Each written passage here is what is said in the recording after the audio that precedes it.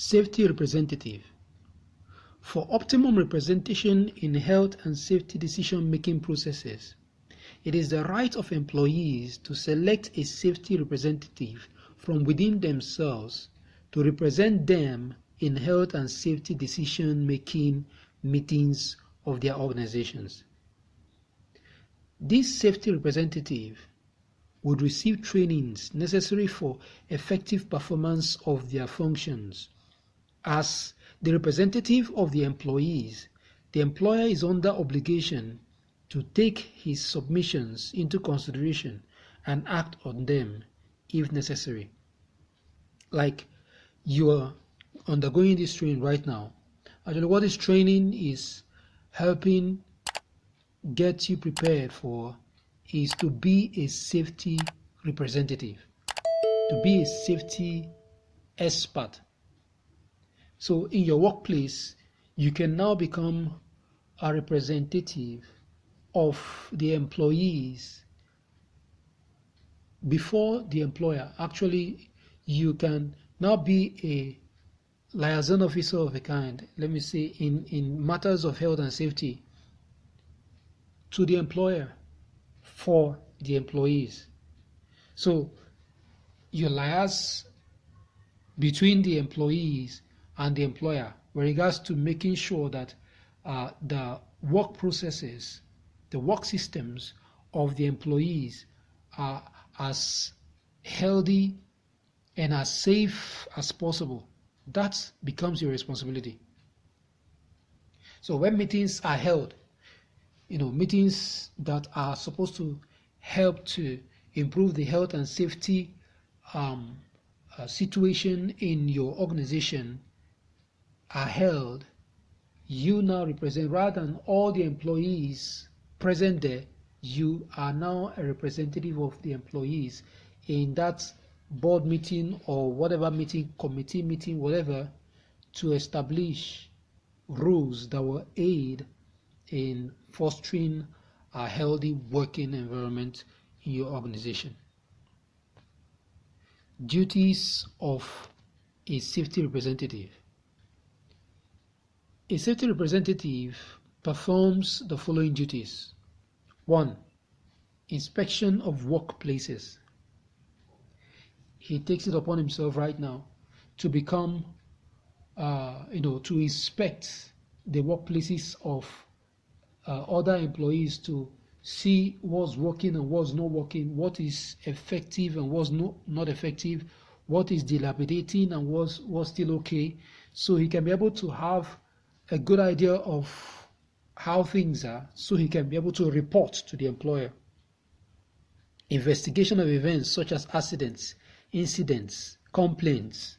Of course, as a representative, other employees will bring reports to him. He will hear about accidents, he will hear about incidents. He's supposed to take the initiative and investigate those issues even before the employers hear about them. He's supposed to actually be the one to move the reports, complaints, the events to the employers' hearing and all that. He's supposed to liaise with the employer and health and safety authority, inspectors on safety and health matters. Also, he's supposed to assist a health and safety authority inspector on an inspection, especially when they're coming to inspect the facilities and or in cases of emergency and all that. And the inspector must have also given permission for the safety representative to help him in carrying out the inspections and all that. So that is that for safety representative. Health and Safety Committee. To further aid in the fostering of consultations with the employer's permission, employees can select from within themselves folks who would become members of the Health and Safety Committee. In a lot of health facilities, especially tertiary health facilities and some other government-owned health facilities, they have health and safety committees. And in these health and safety committees, there are representatives of employees in that committee or in those committees. And these fellows are certainly selected from amongst the employees, and the employees must have been the ones involved in selecting these folks to be able to go and represent them amongst the committee. Actually, the purpose of or the work of the committee, as the name implies, is to establish new rules, tweak and review existing policies, health safety policies, to see that they are working and they are actually delivering the goods as touching the health and safety of the employees in the health sector or in their health organization or facility.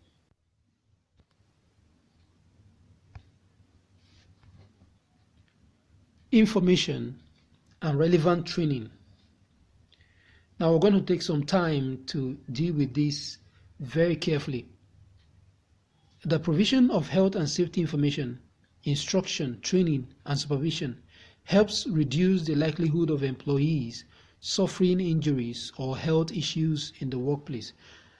I've been able to allude to this earlier on, and this is a very major aspect of health and safety.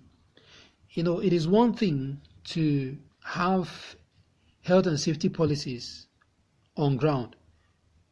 It is another thing to make sure that it is working. And for it to be able to work, then the employees must be well aware of it and must know its existence and its applicability. They must be able to learn how to apply it. It must be in the back of their hands, they must be very well aware of it and be able to apply it in their everyday activities. So that is why information and relevant training is concerned. It's very important. Now, the provision of health and safety information, instruction, training, supervision helps reduce chances of accidents. According to the law, employers are required to provide their employees with relevant information, instruction, training, and supervision required to guarantee their health and safety. It also helps to shape the skills, knowledge, and attitudes required to make employees capable of managing the safety and health aspects of their work, further ensuring the establishment of a positive health and safety culture within the organization.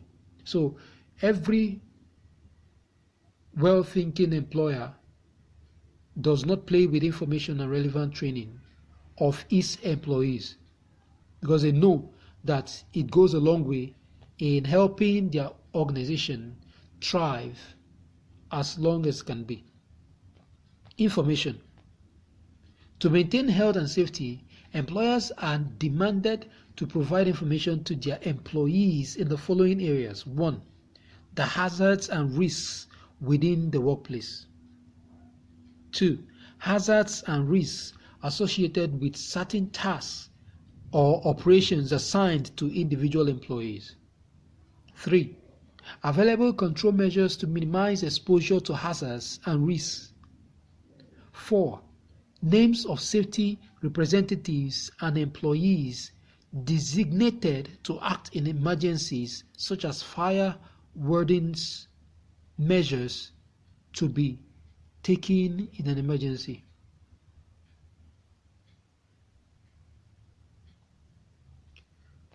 Relevant training.